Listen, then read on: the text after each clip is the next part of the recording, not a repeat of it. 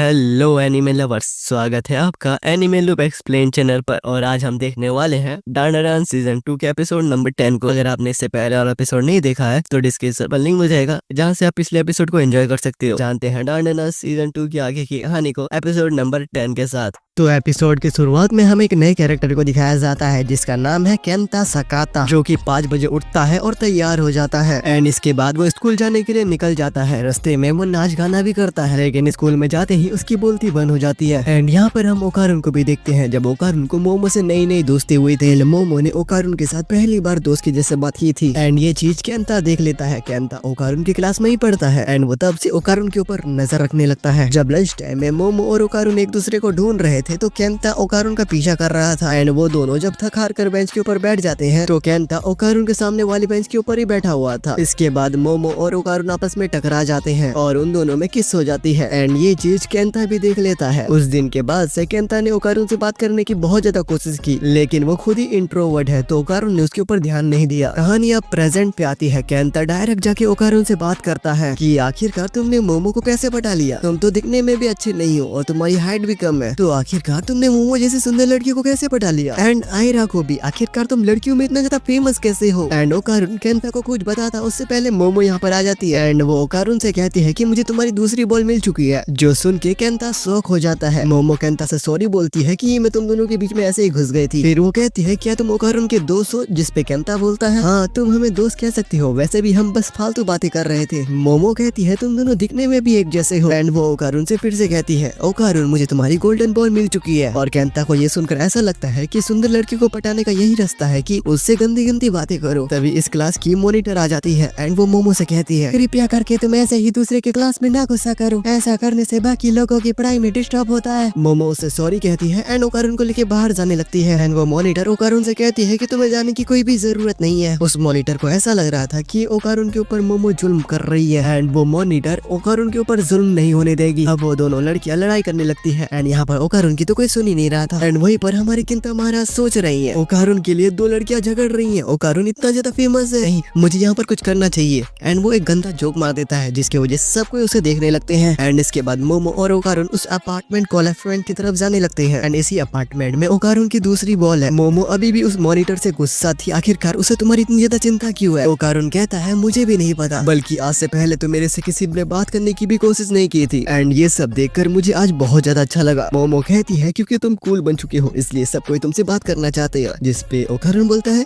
वाह मैं कूल बन चुका हूँ। इसे सुनकर मोमो हंसने लगती है और कहती है हाँ तुम सच में बहुत ज्यादा कूल बन चुके हो। बहरहाल इन लोगों ने गोल्डन बॉल की फोटो देखी थी जो कि उड़ रही थी, तो शायद वो किसी भूत के पास हो। वैसे भी टर्बो ने बोला था कि भूत उससे अट्रैक्ट होंगे। एंड यहाँ पर केंता भी इन दोनों का पीछा कर रहा था कि आखिरकार यहाँ पर इन लोग कौन सी गंदी बातें करने आए और ये कौन सा नाइंसाफी है। अगर ओकारुन गंदी बातें करे तो उसे कुछ नहीं, और अगर मैं गंदी बातें करूँ तो मुझे जान से मारने की धमकी दी जाती है। मुझे भी लगता है कि मुझे सीखना पड़ेगा कि ओकारुन की तरह गंदी बातें कैसे करे। एंड शायद मैं भी मोमो की तरह किसी खूबसूरत लड़की को पटा लूं। पर ये दोनों यहाँ पर करने क्या आए हैं? तभी उसका गलती से एक डब्बे में पैर लग जाता है एंड आवाज हो जाती है जिसकी वजह से इन दोनों को पता चल जाता है। केंता यहाँ पर बहाना मार देता है कि अबे ओकारुन मैं भी इसी रास्ते से घर जाता हूँ। अभी केंता उड़ने लगता है और वो तेजी से मोमो की तरफ बढ़ने लगता है। केंता को लगता है कि इसी तरह बढ़ते रहने से मोमो के साथ किस हो जाएगा, लेकिन ओकारुन ट्रांसफॉर्म होकर उसे नीचे पटक देता है। तभी उन दोनों को गोल्डन बॉल दिखने लगती है। वो दोनों से पकड़ने की कोशिश करते हैं लेकिन वो बॉल ओकारुन को पीछे ढकेल देती है। ओकारुन कहता है ये काम किसी भूत का नहीं है, इसके अंदर कोई जिंदा चीज है एंड ये चीज मैं यहाँ पर फील कर सकता हूँ। तभी गोल्डन बॉल भागने लगती है। ओकारुन मोमो को अपने पीछे बैठाकर उसका पीछा करता है, जो देखकर केंता बोलता है अब तो वो ऊपर भी चढ़ चुकी है। मोमो बोलती है तुम चुप रहो और हमारे बैग का ध्यान रखना, अगर हमारे बैग को तुमने खोया तो देख लेना, मार दूंगी तुम्हें मैं। केंता अब यहाँ पर बहुत ही गंदा जोक मारता है जिसे देखकर मोमो बहुत ज्यादा गुस्सा हो जाती है। केंता बोलता है आखिरकार मेरी गंदी बातों में क्या दिक्कत है? इस पे मोमो बोलती है गंदी बात मत करो गधे। एंड वो ओकारुन को बोलती है पकड़ो उस बॉल को। ये लोग अब उस गोल्डन बॉल को पकड़ ही नहीं पा रहे थे और वो गोल्डन बॉल इन लोग को उठा उठा के पटक रहा था। वो बॉल अब वापस छत से नीचे चली जाती है एंड मोमो भी अपने पावर से उस बॉल का पीछा करने लगती है, लेकिन वो बॉल इन्हें धक्का दे देती है जिसकी वजह से वो बिल्डिंग से नीचे गिर जाते हैं। इन्हें अब लगता है कि वो बॉल जिसके पास भी है वो इनविजिबल है, अगर हम उन्हें देख ही नहीं पाएंगे तो हम उनसे लड़ेंगे कैसे। अब इन्हें केंता की चिल्लाने की आवाजें आने लगती है जिस वजह से ये दोनों भाग के उसके पास जाते हैं। उसे भी बॉल ने नीचे फेंक दिया था, लेकिन मोमो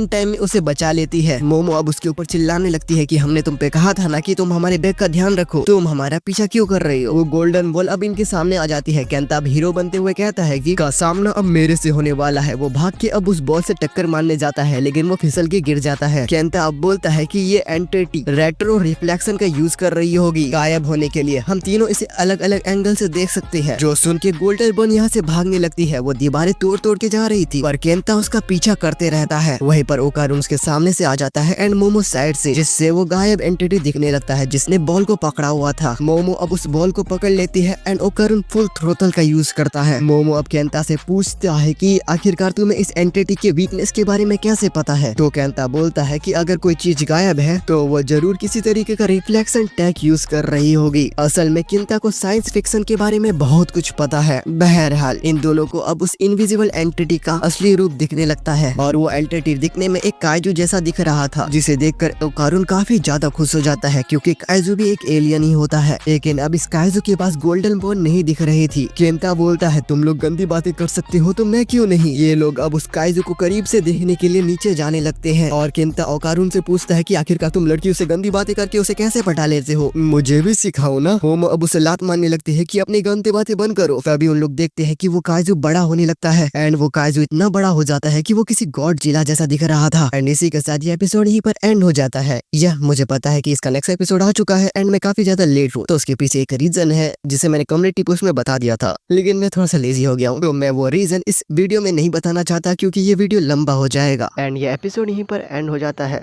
तो वीडियो अच्छा लगा हो तो लाइक कर देना, चैनल को सब्सक्राइब कर देना। बहरहाल इसी के साथ ये एपिसोड यहीं पर शेष हो जाता है। आरिगातो for watching this video. Sayonara.